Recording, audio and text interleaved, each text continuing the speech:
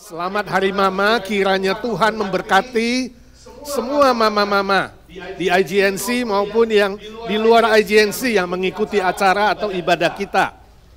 Tuhan memberikan kesehatan, memberikan kekuatan, memberikan sukacita, memberikan bahagia selama masih ada di muka bumi ini. Amin. Dan anak, mantu, cucu, cicit, kalau ada setelah cicit apa ya? Ceceh, ya. Semuanya tahu hormat orang tua, mengasihi orang tua, ya, dan memperhatikan. Sehingga keluarga, mama-mama semua sungguh-sungguh bahagia di dalam Tuhan. Hari ini kita akan memikirkan sebuah tema khotbah, yaitu kasih mama tidak terlupakan. Mari kita membaca firman Tuhan dalam Injil Yohanes 19 ayat 26 sampai 27. Firman Tuhan dalam Injil Yohanes 19 26 sampai 27 kita membaca bersama-sama 1, 2, 3. Ketika Yesus melihat ibunya dan murid yang dikasihinya di sampingnya, berkatalah ia kepada ibunya, "Ibu, inilah anakmu." 27. Kemudian katanya kepada murid-muridnya, "Inilah ibumu." Dan sejak saat itu, murid itu menerima dia di dalam rumahnya. Suatu kali ada seorang anak gadis, anak perempuan yang belum menikah dan segera akan menikah. Anak perempuan ini bernama Betty. Saya nggak tahu usianya berapa, mungkin 20, mungkin 23, mungkin 25. Dan Betty segera akan menikah. Lalu permintaannya kepada mamanya, "Mama, boleh gak nanti waktu aku menikah, aku memakai baju pengantin mama yang dulu?" Wah, ini pasti anak sama mama punya relasi yang dekat, betul gak? Sebab gak tahu itu baju sudah berapa tahun. Ya, kalau dia usia 25 tahun, mungkin bajunya sudah 26 tahun. Mamanya mengatakan, "Ya boleh, kalau kamu mau pakai, itu baju sudah 1/4 abad." Ya, tapi anaknya senang. Dia bilang, "Saya ingin seperti mama, pakai baju mama." Oke. Ya, jadi malamnya dalam acara keluarga, mereka bilang, "Nah sekarang coba pakai baju mama, cobain." Jadi dia ke kamar, ya sudah siapkan baju mamanya, dia pakai baju pengantin mamanya dan keluar dari kamar. Waktu keluar, semua anggota keluarga, family, ya, wah tepuk tangan, bagus sekali, masih fit, sangat pas. Wah senang. Tapi mamanya Betty menangis. Mereka bilang, "Kenapa nangis?" Betty bilang, "Mama kenapa nangis?" Ya memang bagi mama hari yang paling senang juga sedih kalau anak perempuannya kawin, betul gak? Seolah-olah mau hilang satu anak. Jadi anak perempuannya si Betty bilang, "Mama jangan sedih dong. Mama gak kehilangan seorang anak perempuan. Tapi mama akan mendapat seorang anak laki-laki. Tambah satu justru, karena mantunya masuk, betul gak?" Mamanya bilang, "Ah lupakan itu, bukan itu saya menangis." "Loh kenapa kamu menangis?" "Dulu saya bisa muat baju itu. Sekarang lihatlah, 2 kali lipat." Jadi mamanya terharu. "Ingat 25 tahun lalu aku langsing. Sekarang 25 tahun kemudian langsung seperti botol Coca-Cola. Dulu seperti biola." Tapi inilah resikonya menjadi mama. Juga sekaligus bahagianya menjadi mama. Ya, dia harus melahirkan, mulai dari mengandung, sudah mulai melar. Ya. Orang lebaran setahun sekali, dia lebaran tiap hari. Makin lebar. Ya. Lalu melahirkan, lalu membesarkan. Anak-anaknya kalau banyak, waduh, apa gak tambah besar? Resiko sekaligus bahagia. Tapi poin yang indah di sini adalah bahwa si anak begitu dekat dengan mamanya, dia tidak melupakan cinta kasih mamanya. Saya yakin kita semua juga sama, bukan? Kita ingat bagaimana dulu digendong, kita ingat dulu mama di kampung bakar sagu. Si Heraldine ingat mamanya bakar sagu, digendong, ya, ditimang-timang. Pokoknya kalau ada mama, semua jadi beres. Susahnya kita jadi senang. Waktu kita hampir putus asa, kita diberi semangat. Waktu kita sakit, kita diobati. Rasanya gak pernah sakit kalau di samping mama. Semua oke. Itulah mama. Tepuk tangan dulu mama. Bahkan tidak jarang ada mama yang juga berfungsi sebagai papa di zaman ini khususnya. Ada begitu banyak single mother, betul nggak? Ya jadi mama, ya jadi papa, ya harus cari duit, ya harus mencangkul, ya harus jadi handyman, semua-muanya lengkap. Memang sih di dunia ini tidak semua mama baik. Ada juga mama yang jahat, yang mengaborsi anaknya misalnya kan. Yang menelantarkan anaknya misalnya. Yang membiarkan anaknya. Bahkan ada yang mengajarkan hal-hal yang jahat kepada anaknya. Ini namanya mama yang tidak normal. Mama yang jiwanya sakit. Namun secara normal, secara manusiawi yang normal, sesungguhnya kasih mama itu benar-benar tak terhingga dan tak terlupakan. Amin. Siapa yang selalu ingat kasih mamanya? Ya, saya juga lebih 30 tahun mama sudah meninggal, tapi saya selalu bisa ingat kasih mama. Dan itu diberi teladan oleh Tuhan Yesus. Ketika Tuhan Yesus tergantung di atas kayu salib, itu konteksnya ayat yang kita baca tadi. Dia lihat Maria, bundanya, mamanya secara fisikal ketika dia inkarnasi ke dunia ini. Dan Yesus berkata, ibu, inilah anakmu. Oh, Yesus tahu setelah dia mati di atas kayu salib, dia akan bangkit, betul. Kemudian dia akan menampakkan diri 40 hari, betul. Tapi dia akan naik ke sorga. Jadi secara fisikal, Yesus sudah tidak ada di bumi ini. Nah, mama fisikalnya masih ada. Mama yang pasti mengasihi dia, mencintai dia. Sebab Maria mengerti, ini anak dari Roh Kudus. Ini anak Allah yang Maha Tinggi, ini Mesias. Sebab itu sejak kecil dirawat dan ketika Yesus mulai masuk pelayanan, Maria mengikuti terus. Di mana Yesus melayani, ada Maria. Dia mengikuti terus. Hidup dan perjalanan Tuhan Yesus sampai Yesus disalibkan. Ketika murid-murid melarikan diri, sebagian besar, ya, Maria ada di sana, di bawah kaki salib. Dan Yesus melihat, ibu, inilah anakmu. Dia tunjuk kepada Yohanes, murid yang paling dikasihinya, murid yang paling dekat.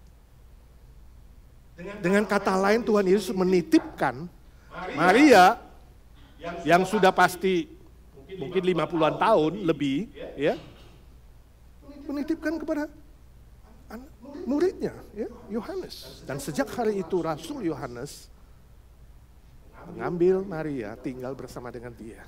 Dirawat, dijaga, dipelihara, dikasihi sampai akhir hidupnya. Dan Yohanes adalah murid yang paling panjang umurnya, paling terakhir meninggal dunia. Dia menjaga Maria sampai akhir. Ini teladan dari Tuhan Yesus ketika dia ada di muka bumi ini. Ini yang harus kita pelajari hari ini. Pelajaran yang penting, meneladani, merawat, menjaga, memelihara mama sampai akhir.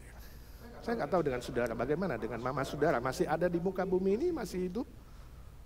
Jadilah seorang anak yang jangan melupakan kasih mama. Ya, rawat, dijaga, dipelihara. Ingat cinta kasih. Tadi di ayat pembimbing Efesus 6 dikatakan, kalau kamu menghormati dan menjaga dan memelihara mamamu, maka Tuhan akan memberikan 2 berkat yang istimewa. Berkat apa berkat istimewa itu? Yang pertama, berkat kebahagiaan. Hidupmu akan bahagia di muka bumi ini. Istilah bahagia di dalam bahasa Yunani di sini adalah eu. Eu itu artinya indah. Makanya ada eulogi, ya kan? Ada euangelion, kabar baik. Good news itu euangelion. Eu artinya indah, baik. Itu eu. Artinya sukacita. Artinya hadiah. Eu. Kalau Indonesia dapat hadiah, saudara dapat hadiah, dia bilang apa? Wow, atau oh, ini eu. Hadiah. Juga berarti tenang. Oh, tenang. Juga berarti lega. Itulah bahagia. Bahagia, semua arti yang saya sebutkan tadi, ya, itu menggambarkan kebahagiaan yang dirindukan oleh kita, bukan? Saudara rindu gak dalam hidupmu? Dapat hadiah, dapat ketenangan, ya kan? Dapat sukacita, dapat hal yang baik, dapat hal yang indah. Sebenarnya sejak awal seorang bayi, seorang anak, kita sudah mendapat bahagia itu, bukan? Dalam kandungan mama sudah bahagia ketika mama makan enak, sudah dapat sarinya, ya? Kita dapat sari. Sampai anak dilahirkan, ya, kemudian dijaga, dirawat, itu anak sudah bahagia. Ya. Seterusnya sampai besar, walaupun di dunia ini penuh dengan kesusahan dan penderitaan, tetap kalau ada mama, kita rasa apa? Senang, bahagia. Sudah ada mama, sudah cukup, lebih dari yang lain. Itu perasaan kita. Ketika ada mama, rasanya lega, rasanya tenang. Sampai menjadi besar dan dewasa, ketika seorang anak tahu berbakti dan mengasihi dan merawat orang tuanya, maka Tuhan akan menambahkan terus kebahagiaan itu, ditambahkan terus dalam hidup kita. Yang tahu berbakti dan merawat dan memelihara orang tuanya. Kebahagiaan di sini kalau begitu dapat diartikan kesenangan hidup yang baik, indah, dan memberi sukacita dan berkat dalam segala aspek. Kenapa Tuhan beri bahagia? Yang sedemikian. Sebab mama atau papa, orang tua di dunia ini adalah wakil Allah. Kita mengenal Allah yang tidak kelihatan lewat orang tua yang kelihatan. Dan mama hari ini ketika kita rayakan hari mama, ingat mama adalah wakil Tuhan. Jadi kalau kamu maki-maki mamamu itu sama dengan memaki Tuhan. Hati-hati. Marah-marah, itu marah pada Tuhan. Demikian juga sebaliknya ketika kamu menghormati mamamu itu sama dengan menghormati Tuhan. Ketika engkau mengasihi mamamu sama dengan mengasihi Tuhan. Wakil Tuhan di muka bumi ini. Dan ingat, orang yang tahu menghormati dan mengasihi mamanya sama dengan menghormati dan mengasihi Tuhan. Tuhan pasti memberikan kebahagiaan. Lebih dari yang bisa dikasih oleh mama. Suatu hari Minggu ketika orang-orang ibadah kumpul di gereja begini, selesai pendeta doa berkat itu jemaat doa tenang, doa teduh. Selesai kebaktian doa teduh kan. Waktu doa teduh tiba-tiba ada seorang ibu berteriak, tolong, apakah di gereja ini ada dokter? Lalu berdiri 4 orang laki-laki yang muda, angkat tangan. Saya dokter. Lalu mama berdiri, mama yang teriak itu, dia tarik anak gadisnya ke sampingnya. Dia katakan, apakah di sini ada dokter yang masih single, yang belum menikah? Mau pacaran dengan anak saya yang cakep dan yang baik. Jadi ceritanya promosi anak itu. Saya tanya, kalau mamamu promosi kamu di gereja begitu, oke gak? Mama terus berusaha dan menolong supaya anaknya bahagia, mengerti?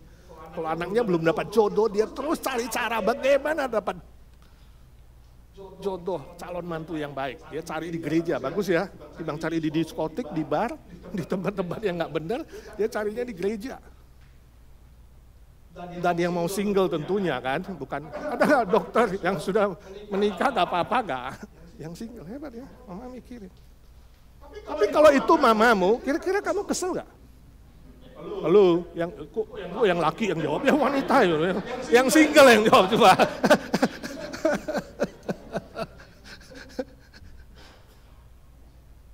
Ini gimana sih mama bikin malu aja, emangnya saya gak laku.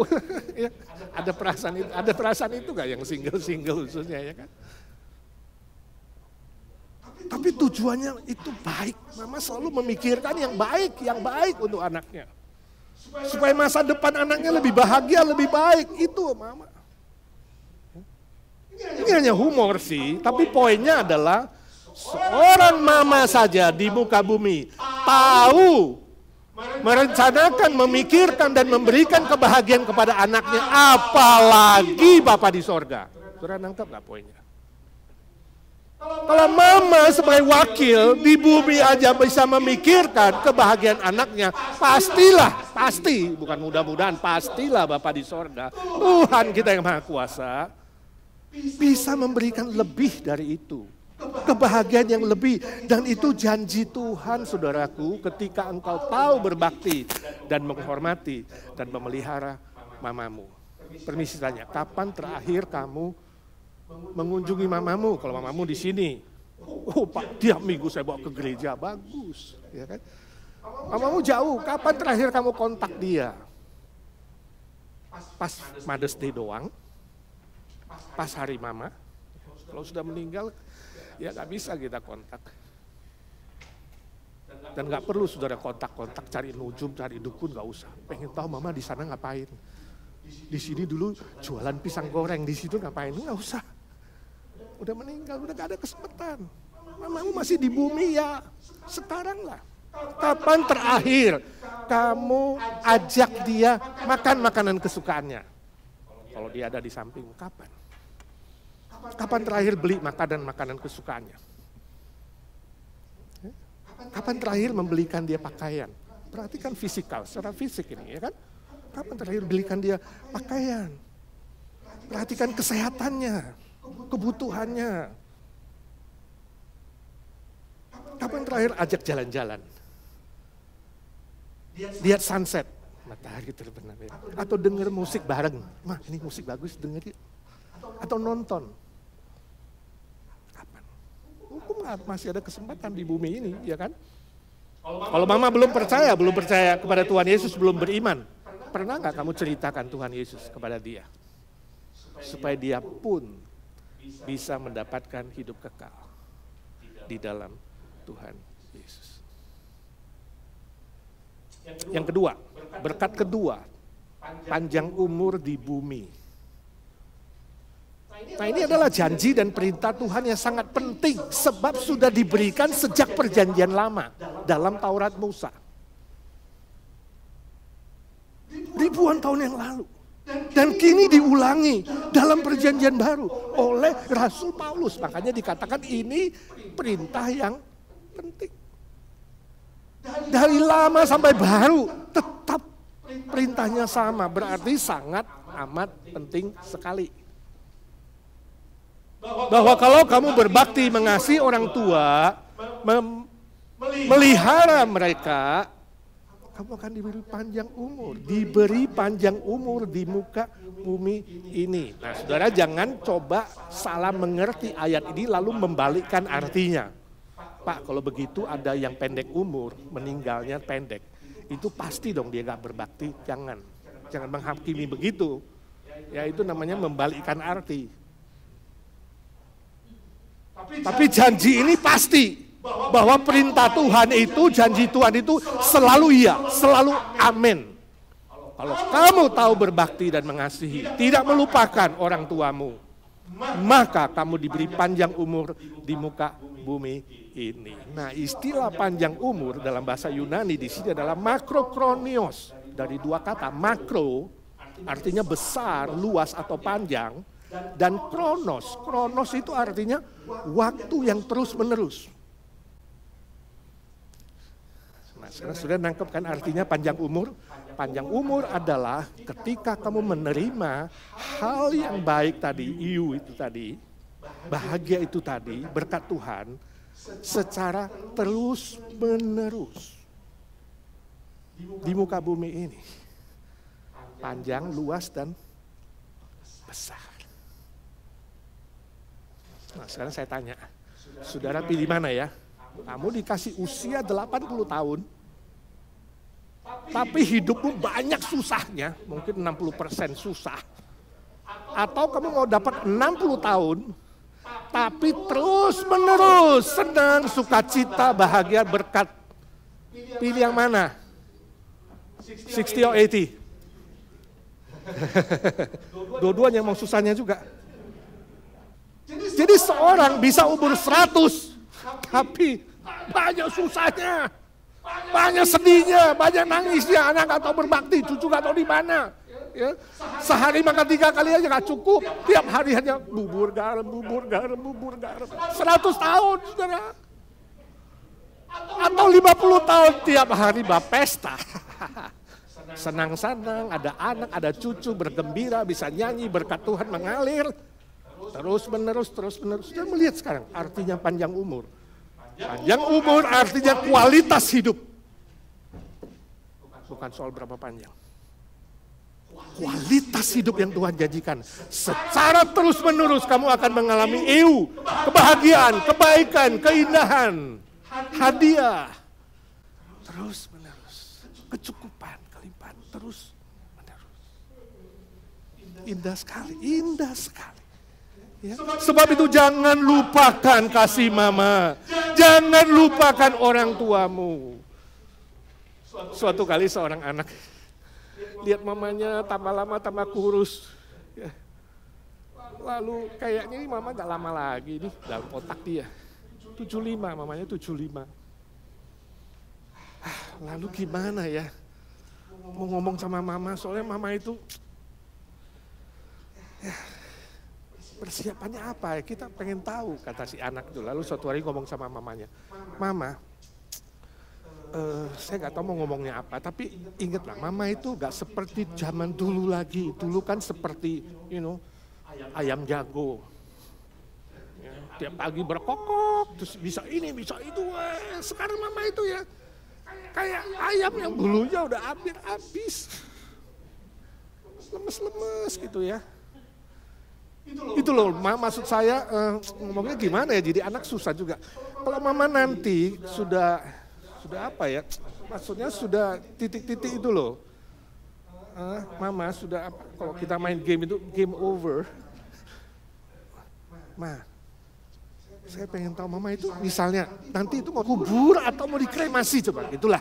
Mama mau dikubur apa dikremasi? Mama diem aja lihat ke langit-langit. Ya. Lalu mamanya mengatakan, Nak, coba kamu yang bikin surprise mama lah, kamu duluan.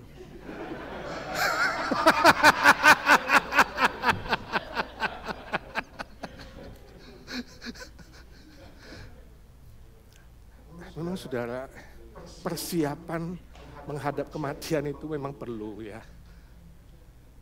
Warisan, soal account bank ya, saya ingat kakak saya ya. Atau beberapa yang contoh meninggal mendadak, nggak tahu account banknya masih ditahan sama bank. Nggak ada password, nggak ada apa, duitnya bank yang dapat lah. Perlu persiapan memang ya. Orang yang bijak tahu mempersiapkan. Setelah meninggal itu nanti gimana urusan warisan, urusan harta, urusan relasi manusia, urusan utang piutang, jangan mati meninggalkan utang misalnya kan. Perlu. Tapi kalau tradisi tertentu ya, kayak orang Chinese, orang Indonesia, orang Timur itu kan kadang-kadang orang tua punya tradisi tertentu yang dianggap tabu, pantang. Jangan bicara mati ya sama papa ya, sama mama ya. Musa saja hidup 120 tahun. Jangan-jangan kamu duluan. Jadi sebagai anak kita harus sensitif juga. Ya. Sensitif, peka, dan kemudian Yakin, maksudnya yakin janji itu tadi. Kalau saya berbakti, saya menjaga, menghormati. Jadi fokusnya kepada orang tua, kepada mama, saya menjaga, memelihara, fokus. Tuhan akan memberikan panjang usia, berkat yang terus-menerus tadi. Saya nggak perlu khawatir, ya kan? Kapanpun orang tua dipanggil, toh pasti akan cukup. Karena berkat Tuhan terus-menerus, kualitas hidupnya terus-menerus. Jadi fokus kita sebagai anak adalah apa? Berbakti, mengasihi, dan memelihara orang tua. Dan khususnya mama saudara dalam perayaan mama hari ini. Permisi tanya, saudara ingin bahagia dan panjang umur? Kualitas hidup terus-menerus? Amin. Jangan lupakan kasih mama. Mari kita berdoa. Ya Tuhan, suara hamba-Mu sudah berhenti. Tolonglah kami semua ya Tuhan, bukan hanya menjadi pendengar-pendengar firman, tapi menjadi pelaku-pelaku firman. Dalam nama Tuhan Yesus kami berdoa dan mengucap syukur. Amin.